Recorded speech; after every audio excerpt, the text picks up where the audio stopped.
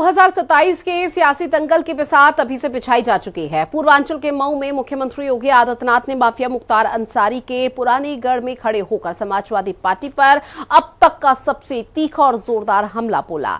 योगी आदित्यनाथ ने 2005 के दंगों में खुली जीप में असलहे लहराने वाले माफिया और रामलीलाओं में हुए व्यवधान का जिक्र कर सूबे की सियासत में उबाल ला दिया है। समाजवादी पार्टी और कांग्रेस ने भी इस पर पलटवार करने में देर नहीं की है। अब इसलिए कहा जा रहा है कि योगी ने मिटाया माफिया अत्याचार, मुख्तार के गढ़ में बाबा की ललकार। इसी पर रिपोर्ट देखिए।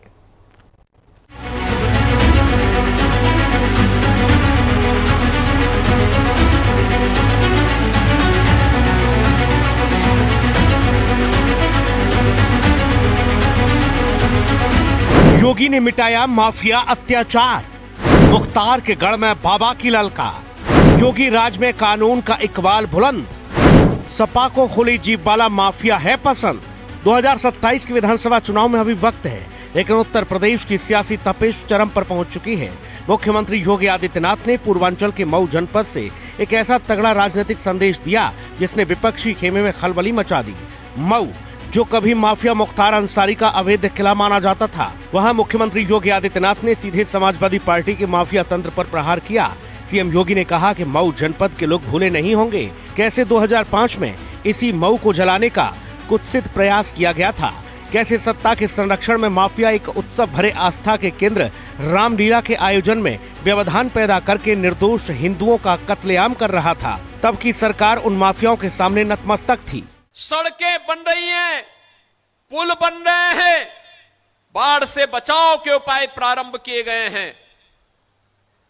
बहनों और भाइयों, अब मैं कह सकता हूं, किसी माफिया में दुस्साहस नहीं, किसी गुंडे में दुस्साहस नहीं कि किसी पर्व और त्योहार में व्यवधान पैदा कर दे और उपद्रव पैदा कर दे। आयोजनों में अगर किसी ने व्यवधान डाला तो पर्व तो मना ही लेगा, लेकिन उसके बाद ये तय है कि रावण और कंस जैसी दुर्गति उसकी तय है जो व्यवधान डालने वाला है। मुख्यमंत्री योगी आदित्यनाथ ने मऊ के मंच से करीब 21 साल पुराना इतिहास खोदकर आज की युवा पीढ़ी को याद दिलाया कि कैसे पहले की सरकारों में त्योहारों पर चंदा जुटाने के बाद भी रामलीला, यज्ञ या फिर जन्माष्टमी नहीं मनाने दी जाती थी। उन्होंने बेटियों की सुरक्षा और व्यापारियों के पलायन का मुद्दा भी पुरजोर तरीके से उठाया। मुख्यमंत्री के इस बयान के बाद उत्तर प्रदेश की सियासत में तिलमिलाहट साफ देखी जा रही है। समाजवादी पार्टी और कांग्रेस गठबंधन ने मुख्यमंत्री योगी के इस भाषण पर बेहद तीखा पलटवार किया। विपक्ष का आरोप है कि सरकार अपनी नाकामियों को छिपाने के लिए फिर से इतिहास और ध्रुवीकरण की राजनीति का सहारा ले रही है। भारतीय जनता पार्टी की सरकार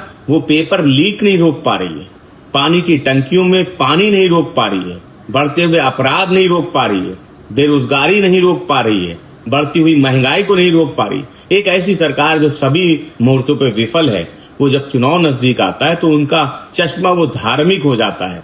वो धार्मिक आयोजनों की बात कर रहे हैं, हिंदू मुसलमान मंदिर मस्जिद भजन कीर्तन अजान की बात कर रहे हैं, बात नहीं कर रहे तो मुद्दों की बात नहीं कर रहे। इसलिए समाजवादी पार्टी भारतीय जनता पार्टी को मुद्दों से भागने नहीं देगी। मुख्यमंत्री योगी आदित्यनाथ जी और भाजपा की सरकार हर मोर्चे पर अब फेल हो चुकी है, इसलिए वो उत्तर प्रदेश के लोगों को डराकर सत्ता में बने रहना चाहते हैं, क्योंकि उनके पास बताने को नहीं है कि वो नौकरियां क्यों नहीं दे पाए। वो जवाब नहीं दे पा रहे कि प्रदेश में सबसे ज्यादा अत्याचार दलितों पर, महिलाओं पर और ब्राह्मणों पर क्यों हुआ, जाति और धर्म देखकर मुस्लिमों पर बुलडोजर क्यों चलाए गए।